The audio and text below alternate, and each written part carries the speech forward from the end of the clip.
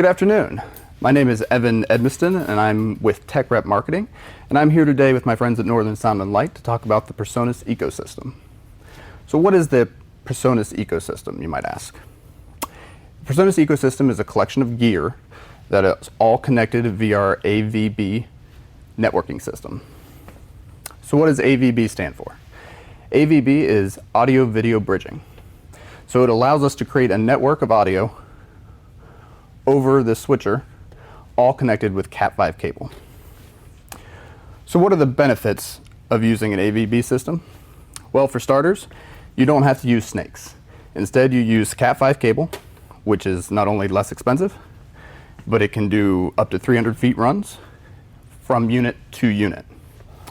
It also gives you a cleaner digital signal and allows for easier tear up and set down. Now, when looking at the different pieces of gear here, I'm going to give you a brief overview of how they all connect and how they are integrated with our software. So first, I have the StudioLive 16-channel console. This is our Series 3 console, and out of the back of this console, with this yellow Cat5 cable, I have it connected to our SW5E switcher into channel 1. From there, I have channel 2 connected to my 16R rack mixer. Channel 3 is connected to my NSB 8.8. This also comes in a 16 channel, so 16.8 stage box version. And then I also have it connected to my EarMix 16M. So with the Presonus Ecosystem, you can create a network connecting your computer as well. So I have a wireless router connected out of the back control of my front of house console. You can choose the 16R or the StudioLive 16 as your front of house mixer. So with the EarMix, you can see we have 16 mono channels. With those channels, you can control your EQ, you have a limiter, you have a pan option and level for each individual channel. Over here on the left side, we also have a link option, which will allow you to link two channels together. You have a solo option, which will solo each individual channel, or a mute option, so you can mute through any of the 16 channels. You also have a store and a recall option, which will allow you to store up to 16 different mixes on your EarMix, and then you can recall them using the recall function. You can also group any of your channels together, so you can create your own groups within your 16M. On the back of this, we have our AVB input. We have an AVB through option, which will allow you to daisy chain EarMixes together. You also have an auxiliary input, you have a line out left and right, and you have a headphone.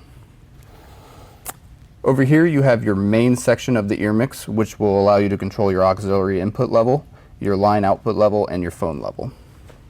You also have a mono option as well. When setting up your EarMixes, you have the option of daisy chaining multiple EarMixes, or you can send different EarMixes off of the switcher. Any EarMix that is off of the SW5E will be PoE, so that is power over Ethernet. So this does not require a power supply when connected to the SW5E. If you would like to daisy chain more EarMixes off of this one connected to the switcher, those will all require power. However, the power supply is included when you purchase the EarMix. You can also see I'm using this mount. This is an optional accessory. It allows you to connect it to a microphone stand for ease of use. With the NSB 8.8 or 16.8, this will allow you to have a stage box on stage and will allow you additional 8 or 16 inputs. So if you're using the StudioLive 16 console Series 3, in addition with a 16.8 stage box, that will then give you 32 channels of input overall, which is the max that the StudioLive Series 3 will currently take.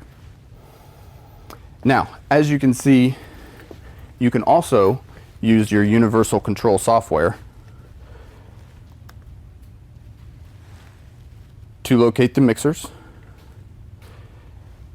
and then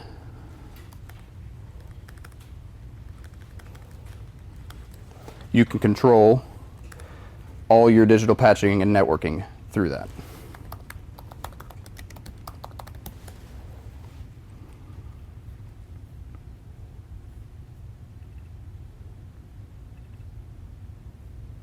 So if you click this gear button up in the top right corner, it will give you access to all of your device settings, network, backup plugins, and digital patching.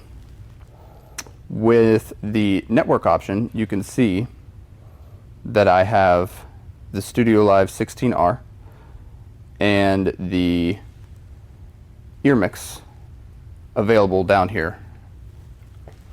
What you can do with the 16R is you can change the different modes that the 16R would be in. So right now I have it in stage box mode, but you could have it in monitor mix or standalone mode as well. With the ear mixes, this is where you can change your AVB sends. So right now I currently have AVB sends 1 through 8 and AVB sends 9 through 16. You can also change the name of the ear mix. So if you have 16 ear mixes on stage and you want to keep everybody separate so you can know who you're adjusting, you can name each ear mix. But not only that, you can hit this identifier button over here and the ear mix will flash, letting you know which unit you're actually working on. Same thing goes for the 16R and the NSB 8.8 as well. Through this, you can also work your device permissions. So right now I have my MacBook as a permissioned, but you can go through and change what each device is allowed to use. So when you're using the ear mix and you have a drummer that wants all of his drum tracks individually on the 16M, you can do that. But if your guitar player doesn't want to have access to all 16 of those individual tracks, all 8 of those drum tracks, then you can go through, you can create an aux mix through mix 1 and send those as a stereo or mono mix to channels 1 and 2. Then your guitar player doesn't have 8 channels being used up by drum mics. Instead, it's just 1 or a stereo channel. Now that you have that condensed down to 1 or 2 channels, that guitar player can go into QMix, our app, and adjust those settings in mix 1, creating his own drum mix.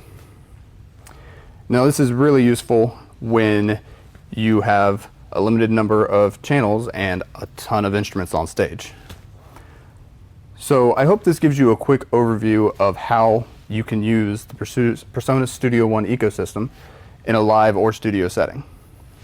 Again, thanks to my friends here at Northern Sound and Lights, and if you have any questions, please reach out to one of your sales people. Thank you so much.